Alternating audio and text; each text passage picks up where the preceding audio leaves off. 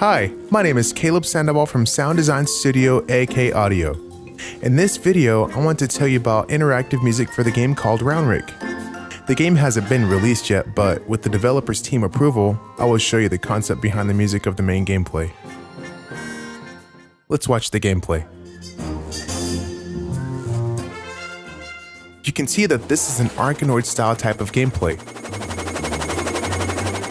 We can't just use regular linear music. The gamer might lose interest in the music after hours spent listening to the same repeated track over and over again, thus resulting in muted gameplay.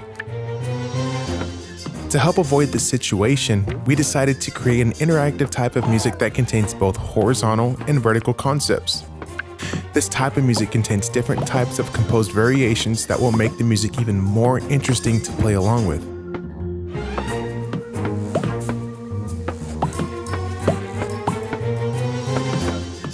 We first began by searching out specific types of musical genres for the gameplay. After finding a reference track that fit the tempo and dynamic of the game, we then created 2 demo songs based on these references. Let's listen to these demos.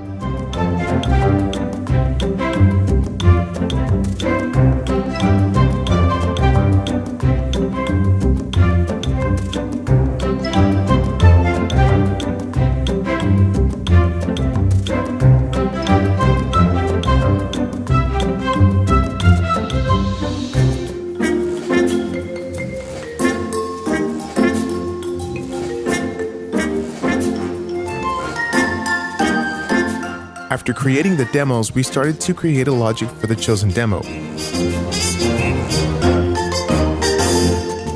To implement the music and sounds, we decided to use Fmod Studio, a program that gives programmers more freedom to call the shots for the music and sound effects that are being used.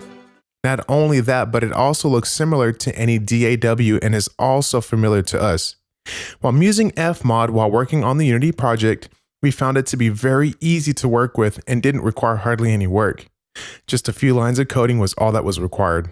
Also, this requires little to no work from the developer side.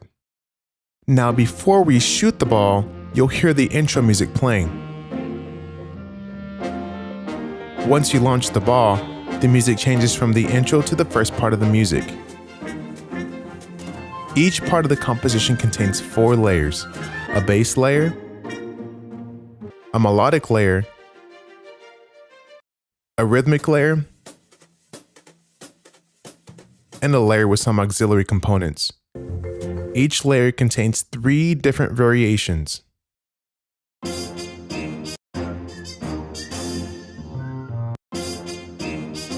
Our main goal was to make all variants musically and rhythmically versatile due to the fact that each layer is played at random.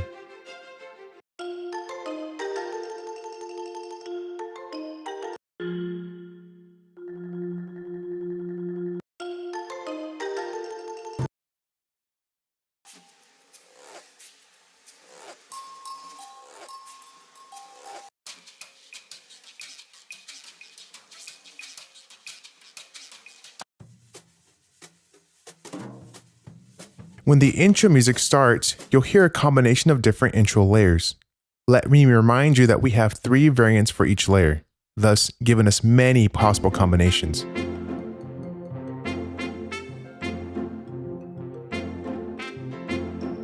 After you shoot the ball, the music smoothly transitions to part 1.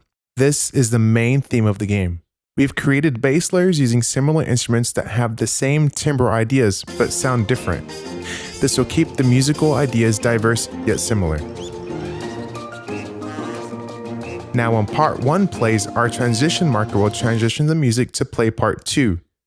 From this point, we'll have a 50% chance of our music moving from part 2 or staying in part 1. If we stay in part 1, the bass layer should stay the same, but the melody should change. It sounds like we have a completely new verse, but the music really is still the same. If we move to the second part, you'll have another set of layers, and we'll hear a new melody. When part 2 is played to the end, we'll also have a 50% chance to stay in part 2 or move back to part 1. So now you see that every time the music is played, we'll have a different set of layers. This is what makes the music so adaptive for the gameplay. To make smooth transitions between the parts, we have synchronized all the events to the main tempo.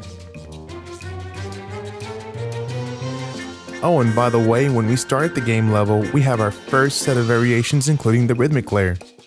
We wanted to make the composition holistic. That's why we needed to make a similar drum pattern that remained consistent throughout the entire gameplay. This simple logic provides the need for a set of variations, which makes it much more simpler and less time-provoking of having to compose new melodies and different compositions. Now let's talk about the game's sound effects.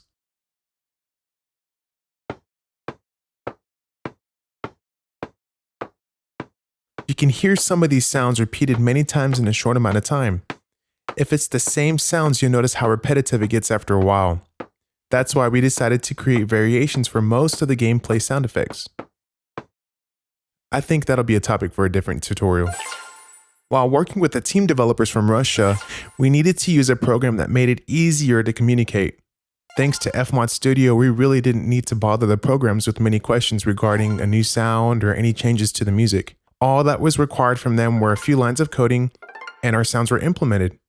Most of our problems were fixed via Skype conferences, which is where we discussed and demonstrated the things we did and how they worked. So distance was never an issue during the time of our work.